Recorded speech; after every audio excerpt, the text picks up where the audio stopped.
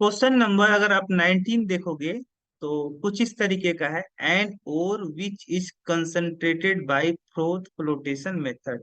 एक आपका ओर्स है, एक और है जो कि कंसंट्रेट किया जाता है बाय फ्रोथ फ्लोटेशन मेथड। तो हम ऑलरेडी जानते हैं कि जो फ्रोथ फ्लोटेशन मेथड होता है तब यूज में लाया जाता है जब आपका जो ओर्स हो वह किस नेचर का हो, सल्फाइड नेचर का हो। सल्फाइड अगर आपका ओर्स जो है सल्फाइड ओर्स है तब आप इस मेथड का यूज करते हो। इस मेथड में हम लोग क्या करते हैं कि जो ओर्स का पाउडर होता है उसको हम मिक्स करते हैं with water and pine oil. तो पाइन जो ऑयल होता है वह भिगो देता है किसको, सल्फाइड ओर्स को। और एक झाग बनता है आपका यहाँ पे, है ना। यहाँ पे हम एयर, कंप्रेस्ड एयर को स्ट्राइड करते हैं इसमें, और यहाँ पे एक आपका झाग बनता है। इस झाग के साथ में कौन ऊपर आ जाता है, ये जो सल्फाइड ओस के पार्टिकल होते हैं इस झाग के साथ में ऊपर आ जाते हैं। और जो आपका इम्प्योरिटी होता है वह वाटर के साथ भीगता है और वाटर में आपका डिजॉल्व हो जाता है इम्प्योरिटी। और ये झाग को हम लोग अलग कर लेंगे तो इस झाग में क्या पाया जाएगा, आपका ओर्स पार्टिकल, है ना। तो सल्फाइड ओर्स होगा, एक बात कंफर्म हो गई। Give corresponding metal simply by heating in air. और ये जो आपका है ओर्स ना, इस ओर्स को कंसंट्रेट करने के बाद में अगर हम इसे हीट कर दें, corresponding metal, give corresponding metal simply by heating in air. अगर हम एयर में इसको हीट कर दे सिंपली, अगर ये जो ओर्स है आपका जिसके बारे में बात चल रही है, इसको हम सिंपली कर हीट कर दें in the presence of oxygen, तो हमारा क्या मिलेगा, मेटल मिलेगा, कह रहा है। और ये जो आपका मेटल है ना, ये मेटल यहाँ पे यूज होता है making electrical wire and cable. Cable और इलेक्ट्रिकल वायर बनाने में इस मेटल का यूज होता है। When left in air for some time, it get covered with the greenish deposit। और इस मेटल को अगर हम लंबे समय तक छोड़ दें तो इसके सरफेस पे ग्रीन कलर के आपके कुछ मटेरियल डिपॉजिट हो जाते हैं, है ना। कुछ मटेरियल डिपॉजिट हो जाते हैं इसके सरफेस पे, और वो जो धब्बे होते हैं इसके सरफेस पे आ जाते हैं फॉर लॉन्ग टाइम छोड़ने पर। तो वो किस कलर का होता है, ग्रीन कलर का। अब मुझे पता है कि कौन सा मेटल है जिसको हम लंबे समय तक छोड़ दें तो उसके सरफेस पे ग्रीन कलर के धब्बे आ जाएंगे। वो आपका मेटल है कॉपर। क्या है, कॉपर। कौन सा मेटल है भाई, कॉपर है। तो एक बात पता चल गया कि भाई मेटल मेरा क्या है, कॉपर है। कैसे जज किया, एक ग्रीन कलर से, ये जो आपका कोरोजन के दौरान जो आपका रॉ मटेरियल जमा हो रहा है इसके सरफेस के ऊपर वो ग्रीन कलर का है। यहाँ से पता चल गया कि भाई वो मेटल आपका कौन सा होगा, कॉपर होगा। कॉपर का सल्फाइड ओर्स कौन सा हो सकता है भाई, कॉपर का जो सल्फाइड ओर्स होता है वह कॉपर ग्लास होता है। क्या होता है, कॉपर ग्लास। ये जो क्यूप्रिक सल्फाइड होता है या कॉपर ग्लास होता है। और इस कॉपर ग्लास को अगर आप क्या करते हो, एयर के साथ में हीट करते हो तो क्या होगा, एक कॉपर आपका अलग हो जाएगा और सल्फर जो होगा वह सल्फर डाइऑक्साइड के रूप में बाहर निकल जाएगा, है ना। तो कह रहा है name the metal and its ore. Metal तो आपका कॉपर है, और कौन सा है, copper glance, copper sulphide. Predict the location of the metal in activity series. Activity series में ये जो मेटल है दैट इज कॉपर, वो कहाँ पे है, तो बिलो हाइड्रोजन, हाइड्रोजन से नीचे होता है कॉपर का स्थान एक्टिविटी सीरीज में। What is formula of greenish deposit. ये जो ग्रीन कलर का धब्बा डिपॉजिट हो रहा है इसके सरफेस के ऊपर, वो कौन सा आपका होता है, उसका फार्मूला क्या होता है। एक ग्रीन कलर का जो आपका धब्बा होता है दैट इज कॉपर कार्बोनेट, है ना, एक copper carbonate. Right the chemical equation leading the extraction of metal. तो आपका यहाँ पे ए जो इक्वेशन लिखा गया है, ए आंसर है आपका डी का। अगले क्वेश्चन की तरफ अगर मैं मूव करूं तो अगला क्वेश्चन है आपका 20। क्वेश्चन नंबर 20 अगर आप देखोगे तो metal M occur in the earth crust at its oxide M2O। कोई मेटल एम है भाई। अब इस ये जो कि कहाँ पाया जाता है, आपका अर्थ के क्रस्ट में पाया जाता है। कौन सा मेटल, कोई मेटल एम है, इस कहाँ पाया जाता है, अर्थ के क्रस्ट में पाया जाता है। और इसका जो ऑक्साइड होता है उसका फार्मूला क्या होता है, M2O3। इस मेटल का जो ऑक्साइड होगा उसका formula M2O3। And alloy of this metal is use for making aircraft. और मेटल इस मेटल का जो एलॉय एलॉय होता है, ये कहाँ पे यूज किया जाता है? एयरक्राफ्ट बनाने में। Name the ores of this metal containing M2O3। उस इस मेटल का जो ओर्स है, जो कि क्या रखता है? M2O3 रखता है। ये कौन सा मेटल है? तो देखो, इस फार्मूले से मुझे एक बात पता चल रही है। क्या? कि ये जो आपका मेटल है, इसकी वैलेंसी कितनी है? 3 है। कैसे पता चला? क्योंकि अगर मैं मान लूं इसकी इसकी वैलेंसी 3 है, तो ऑप्शन की वैलेंसी कितनी होती है? 2 होती है। यहाँ पे क्रॉस मल्टीप्लाई करोगे तो फार्मूला बनेगा M2O3। अब ऐसा कौन सा मेटल है जिसकी वैलेंसी 3 होती है भाई? That is aluminium. एल्युमिनियम का जो ऑक्साइड होता है, उसका फार्मूला L2O3 होता है, जो कि इससे मैच कर रहा है। और एल्युमिनियम जो होता है, एल्युमिनियम का जो एलॉय होता है, एल्युमिनियम का एलॉय, ये कहाँ पे यूज किया जाता है? एयरक्राफ्ट बनाने में। इसका मतलब अब सारी चीजें पता चल गई। Name the ores of this of metal of containing M2O3। तो ऐसा आप इस मेटल का ऐसा ओर्स बताइए जिसमें आपका Al2O3 पाया जाता है। That is bauxite. क्या? बॉक्साइट। बॉक्साइट जो होता है, बॉक्साइट का फॉर्मूला Al2O3 इंटू 2H2O। तो यहाँ पे देखोगे, ये जो ओर्स है, इस ओर्स में क्या पाया जाता है? एल्यूमिनियम ऑक्साइड, है ना। Name the metal. M. Metal का नाम बताइए। वो मेटल आपका होगा एल्यूमिनियम। और how is this metal extract from its ore. कैसे हम लोग एक्सट्रैक्ट करेंगे इस मेटल को फ्रॉम दिस ओर्स? तो इसके लिए क्या करना पड़ेगा मुझे? अगर इसके ओर्स से मुझे मेटल मतलब एल्युमिनियम अगर ऑब्टेन करना हो, तो क्या करना पड़ेगा? इसको हम पहले सोडियम हाइड्रोक्साइड के साथ ट्रीट करेंगे। हीट करने पे क्या होगा? सोडियम मेटाइल्यूमिनेट बनेगा। इसका फिर हम क्या करेंगे? हाइड्रोलिसिस करेंगे। क्या बनेगा? एल्युमिनियम हाइड्रोक्साइड प्रिसिपिटेट के रूप में। और फिर ऐसे हम क्या करेंगे? हीट करेंगे 1000 डिग्री सेल्सियस पे, तो Al2O3 में चेंज हो जाएगा। और इसको फिर हम गला देंगे, क्या करेंगे? मेल्ट कर देंगे। और मेल्ट करके हम फिर इलेक्ट्रोलाइसिस कर देंगे इसका। तो आपका कैथोड पे क्या डिपॉजिट हो जाएगा? एल्युमिनियम। और एनोड पे क्या होगा? आपका ऑक्सीजन गैस रिलीज होगा। तो इस तरीके से हम लोग इसे ऑब्टेन कर लेंगे। ये हमारा स्टेप फॉलो होगा अगर मुझे बॉक्साइट ओर से एल्युमिनियम ऑब्टेन करना है तब।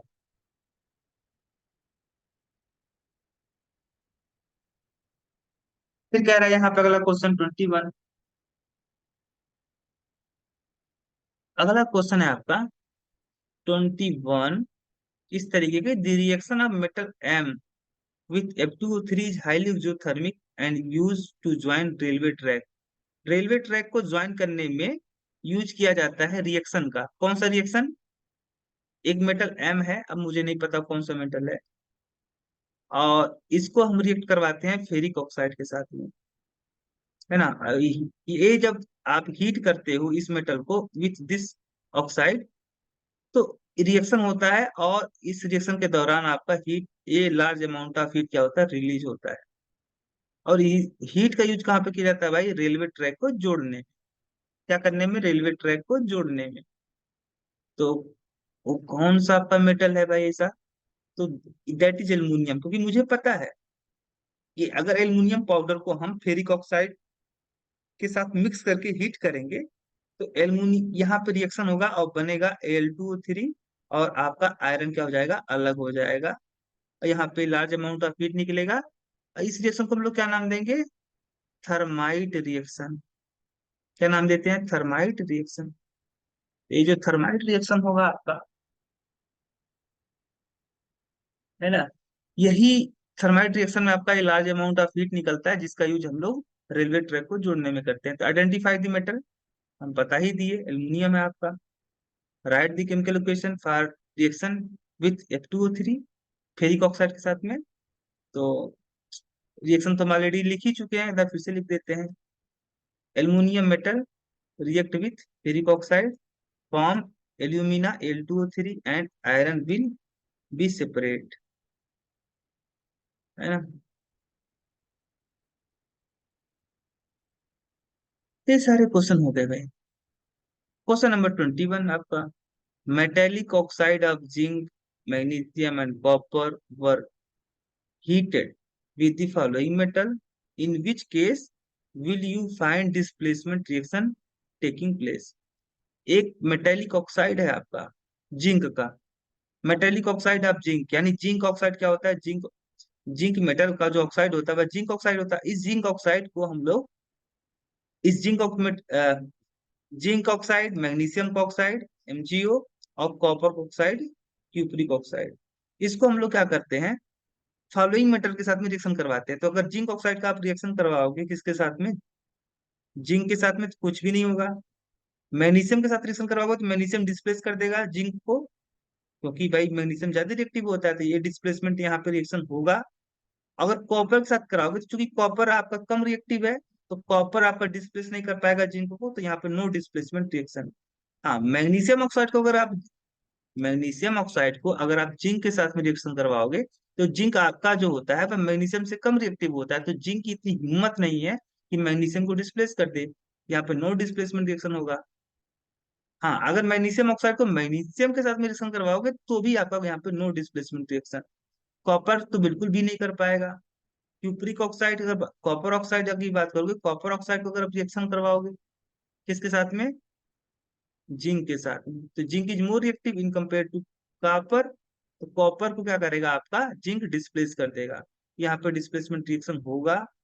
हाँ, अगर क्यूप्रिक कॉपर ऑक्साइड को आप हीट करोगे मैग्नीशियम के साथ में, तो मैग्नीशियम भी आपका ज्यादा रिएक्टिव होता है, तो मैग्नीशियम डिस्प्लेस कर देगा कॉपर को, यहाँ पे भी डिस्प्लेसमेंट रिएक्शन होगा, और यहाँ पे नो डिस्प्लेसमेंट रिएक्शन।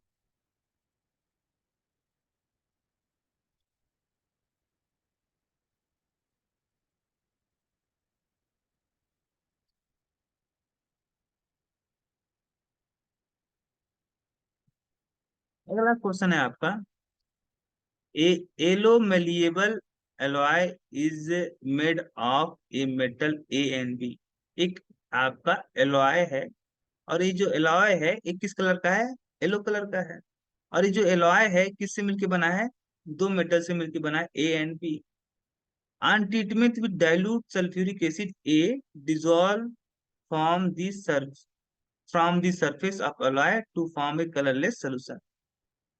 ये जो आपका, इस आपका ये जो मेटल है ये जब आपका रिएक्ट करता है किसके साथ में, सल्फ्यूरिक एसिड के साथ में, तो एक कलरलेस सोल्यूशन बनाता है। क्या बनाता है, कलरलेस सोल्यूशन। और जो बी मेटल है आपका, remain undissolved and is found have reddish brown colour. और जो बी है, बी को जब वाट सल्फ्यूरिक एसिड में डिजॉल्व किया जाता है, तो ये जो बी है वह डिजॉल्व नहीं होता है किसमें, सल्फ्यूरिक एसिड में। और ये जो मेटल है ये किस फॉर्म में पाया जाता है, रेडिश ब्राउन कलर में। इस मेटल का जो कलर होता है सल्फ्यूरिक एसिड के अंदर में, क्योंकि सल्फ्यूरिक एसिड में तो डिजॉल्व होगा नहीं, सॉलिड, ये आपका अगर मान लो सल्फ्यूरिक एसिड है, तो इस सल्फ्यूरिक एसिड में आपका जो मेटल है बी, जो कि सॉल्यूशन में पाया जाएगा, ये आपका डिजॉल्व नहीं होता है, और ये किस कलर का होता है, रेडिश ब्राउन कलर का, reddish brown colour, reddish brown colour का पाया जाता है ना।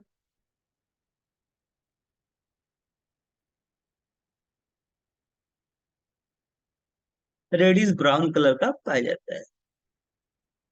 अच्छा, अरे, अगर आप मेटल बी की बात कर रहे हो जो कि किस कलर का है, रेडिश ब्राउन कलर का है, तो ऐसा कौन सा मेटल है जो रेडिश ब्राउन कलर का होता है, दैट इज कॉपर। कॉपर ही है जिसका रंग कैसा होता है, रेडिश ब्राउन कलर का होता है। अब ए को पहचानना है कि ये क्या होगा आपका, तो कॉपर के साथ ऐसा एलॉय जिसमें कॉपर पाया जाता है, that is brass and bronze, and bronze. Brass जो होता है वह एलॉय होता है कॉपर और जिंक का, और जो ब्रॉन्ज होता है वह कॉपर और टिन का होता है ना, कॉपर और टिन का। तो ब्रास होगा आपका, ये जो एलॉय होगा ब्रास होगा, क्यों, क्योंकि यहाँ पे कॉपर है। और यहाँ पे अगर देखोगे, है ना, ये जो जिंक होता है, जब जिंक आपका सल्फ्यूरिक एसिड में डिजोल्व किया जाता है, तो जिंक रिएक्ट कर लेता है सल्फ्यूरिक एसिड के साथ में, डिजोल्व हो जाता है, और बनाता है zinc sulphate plus hydrogen gas, है ना। और ये जो जिंक सल्फेट होता है इसका जो एक्वा सोल्यूशन होता है वह कलरलेस होता है, क्या होता है, कलरलेस। तो आपको आइडेंटिफाई करना था मेटल A and B। ए क्या है आपका, ए आपका है जिंक, बी क्या है आपका copper. Name the alloy containing A and B, क्या नाम है ब्रास, है ना। और write the chemical equation for the reaction involve, हम ऑलरेडी लिख चुके हैं, जो जो जहां जहां आपके केमिकल रिएक्शन इन्वॉल्व थे वहां वहां पे हमने केमिकल इक्वेशन लिख दिया है।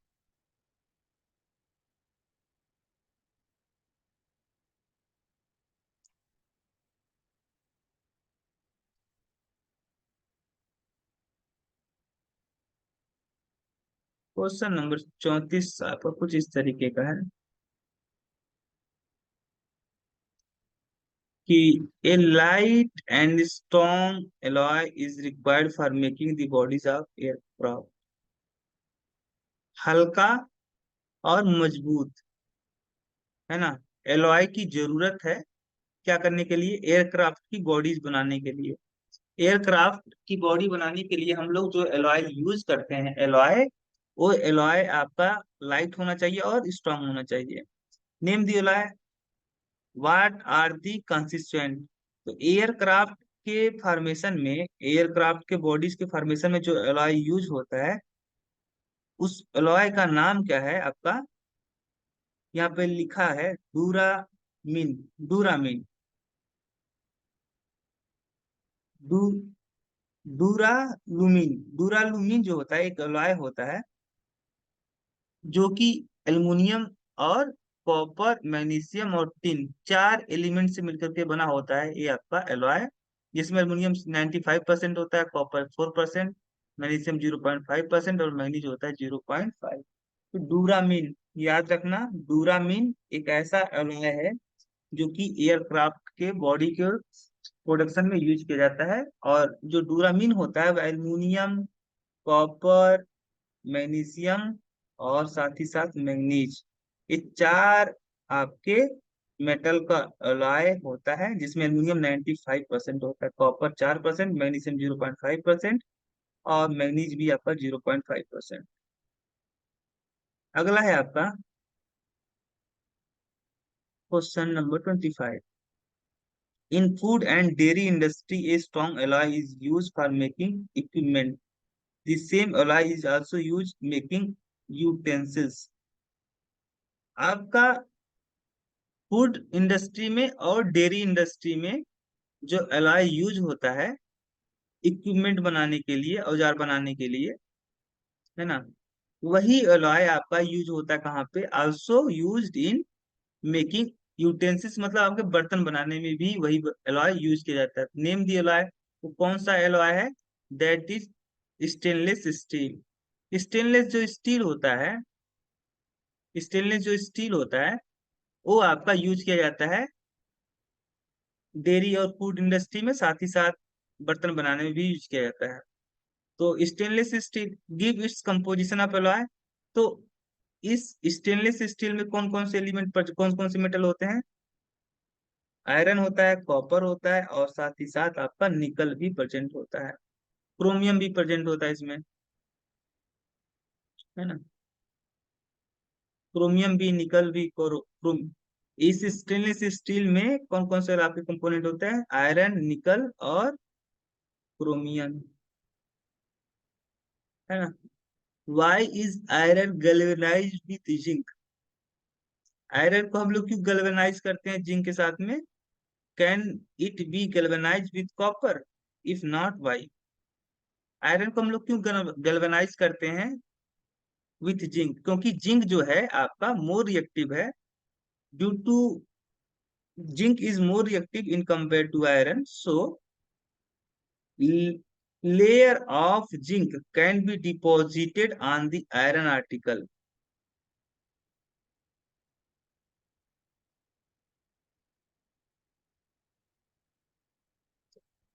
है ना।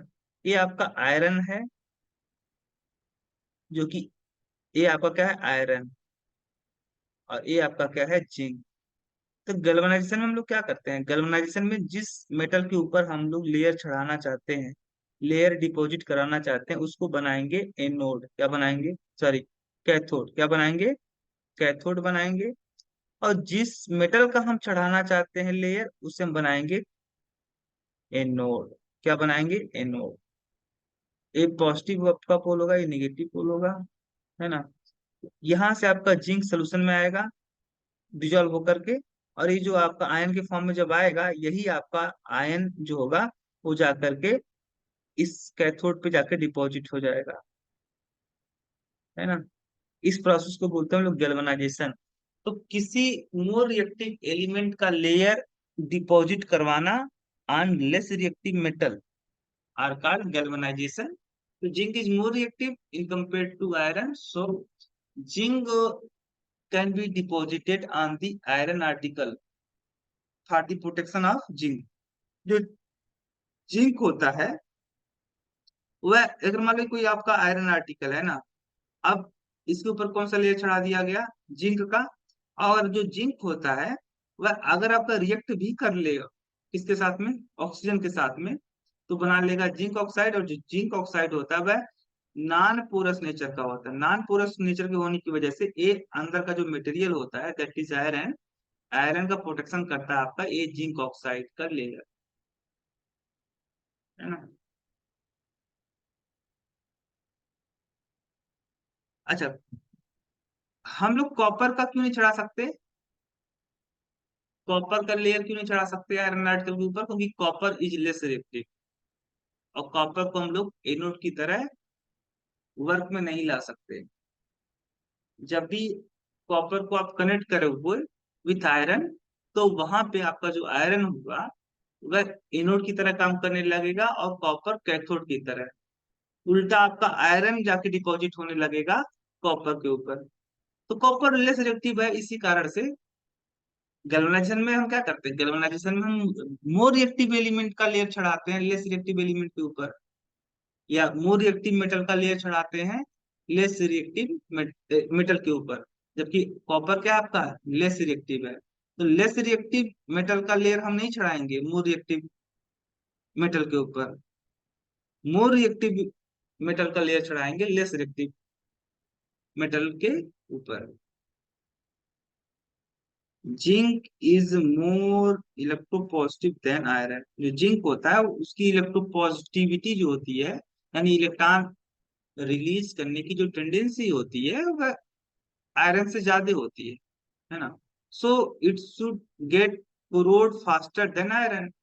अगर मैं देखूं जिंक और आयरन का, अगर मैं कंपेयर करूं, तो जिंक जो होता है वह मोर इलेक्ट्रोपॉजिटिव होता है। मोर इलेक्ट्रोपॉजिटिव का मतलब होगा ये ज्यादा रिएक्टिव होगा। क्या होगा? आपका ज्यादा रिएक्टिव होगा किसके कंपेयर में? आयरन के कंपेयर में। तो जो ज्यादा रिएक्टिव एलिमेंट होते हैं वो जल्दी से रिएक्शन कर लेता है, जल्दी से अगर रिएक्शन कर लेंगे तो इसका जो कोरोजन है, कोरोजन का रेट जो है, जिंक के केस में जो कोरोजन होना चाहिए उसका रेट ज्यादा होना चाहिए। ये जल्दी से आपका कोरोड होना चाहिए मेटल, ये जल्दी से खराब होना चाहिए इन कंपेयर टू आयरन। लेकिन हम क्या देखते हैं कि जो जिंक होता है यह, इसका क्लोजर बहुत स्लो होता है, जबकि आयरन का ज्यादा होता है। उल्टा होना चाहिए था, जिंक का फास्ट होना चाहिए था क्लोजन, और आयरन का स्लो होना चाहिए था। लेकिन ऐसा नहीं होता, इसलिए क्योंकि जिंक जो होता है वह रिएक्ट करता है जब ऑक्सीजन के साथ में। अगर मान लो जिंक का कोई आर्टिकल है, कोई वस्तु है जिंक का, तो अगर ये जिंक आपका रिएक्ट करेगा ऑक्सीजन के साथ में, तो क्या बना लेगा भाई? जिंक ऑक्साइड, है ना। तो अगर जिंक आपका रिएक्शन कर लेता है ऑक्सीजन के साथ में, तो एक लेयर इसके ऊपर डिपॉजिट हो जाएगा, that is zinc oxide, that is zinc oxide. जो लेयर आपका यहाँ पे डिपॉजिट होगा दैट इज जिंक ऑक्साइड, है ना, दैट इज जिंक ऑक्साइड। और जो जिंक ऑक्साइड होता है वह क्या करता है? आपका प्रोटेक्शन का काम करता है। किसका काम करता है? प्रोटेक्शन का काम करता है। इसीलिए अब चूंकि यहाँ पे जो जिंक ऑक्साइड होता है प्रोटेक्शन का काम करता है, इसी कारण से। अच्छा, प्रोटेक्शन का काम क्यों करता है जिंक ऑक्साइड? क्योंकि जो जिंक ऑक्साइड होता है वह नॉन पोरस नेचर का होता है, नॉन पोरस नेचर का होता है। इस कारण से आपका इस जो अंदर का मटेरियल होता है नॉन पोरस नेचर होने की वजह से इसमें छोटे छोटे छिद्र नहीं पाए जाते। नॉन मतलब नहीं, और पोरस मतलब छिद्र, यानी छोटे छोटे होल लेयर में नहीं पाए जाते, और जिससे क्या आपका जो ऑक्सीजन है वह इंटर नहीं कर पाता, इस होल्स के थ्रू इंटर नहीं कर पाता अंदर। और जब अंदर इंटर नहीं कर पाएगा तो जो अंदर का मटेरियल होगा वो सेफ हो जाएगा, है ना। तो इसका आंसर क्या होगा? इसका आंसर होगा, since zinc is more reactive so it react with oxygen and form zinc oxide, and this zinc oxide layer which are deposited on the surface of zinc protect the zinc, so corrosion of zinc will be slow, corrosion of zinc is will become slow, बहुत slow हो जाएगा इसी कारण से। और जबकि iron जो होता है वो जब कोरोड होता है तो आयरन के सरफेस के ऊपर कौन सा जो रस्ट मटेरियल जमा होता है, रॉ मटेरियल, वो होता है फेरिक ऑक्साइड, जो कि पोरस नेचर का होता है। पोरस नेचर होने की वजह से ऑक्सीजन आपका इंटर कर जाता है अंदर, और वापिस फिर से क्या कर देता है, इसका अंदर का जो मटेरियल होता है आयरन का उसको भी कोरोड कर देता है। तो इसका आंसर सिंपल सा होगा भाई कि जिंक जो है वह ऑक्सीजन के साथ में रिएक्शन करके जिंक ऑक्साइड बना लेता है, जो कि नॉन पोरस नेचर होता है। इस कारण से जिंक की वह जो लेयर आपका डिपॉजिट होता है जिंक ऑक्साइड का, वह प्रोटेक्शन का काम करता है। Zinc is more electropositive than iron, ये तो हो गया आपका। नहीं यहाँ पे, ठीक है। अच्छा, कह रहा है zinc is more electropositive than iron so it should get corrode, ये तो हो गया भाई।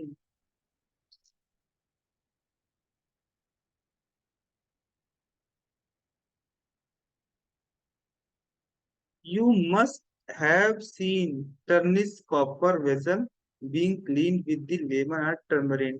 आपने देखा होगा कि कॉपर वेजल, कॉपर वेजल मतलब कॉपर का कंटेनर जो होता है, वह जब आपका टर्निश, टर्निश मतलब आपका ये जब इस पे धब्बे आ जाते हैं कॉपर के वेजल पे, तो हम लोग इस धब्बे को साफ करते हैं किसके हेल्प से? नींबू के हेल्प से, या इमली के जूस के हेल्प से हम लोग इसको साफ करते हैं। एक्सप्लेन वाई, ऐसा क्यों करते हैं? ऐसा इसलिए करते हैं कि ये जो आपके टर्निश जो धब्बे होते हैं, स्पॉट होते हैं ग्रीन कलर के, ये आपके होते हैं कॉपर कार्बोनेट के। किसके? कॉपर कार्बोनेट के। और जब एक कॉपर कार्बोनेट संपर्क में आता है एसिड के, चाहे वो टार्टेरिक एसिड हो चाहे टर्मरिन जूस हो, तो एसिड के साथ में रिएक्शन करके ये जो कॉपर होता है, यहाँ पे कार्बोनेट जो होता है वह कार्बन डाइऑक्साइड के रूप में बाहर निकल जाता है, और एक आपका कॉपर आपका अलग हो जाता है। इसका इससे क्या होगा, आपका जो कार्बोनेट होगा वो चेंज हो जाएगा कॉपर में, यानी ये जो धब्बा था वो हट जाएगा, क्योंकि copper carbonate, copper copper carbonate अब नहीं रह गया और चेंज हो गया कॉपर में। We know that the green spot which are deposited on the copper vessel is made of copper carbonate. When it come contact with acid, then it react with it and form carbon dioxide and copper.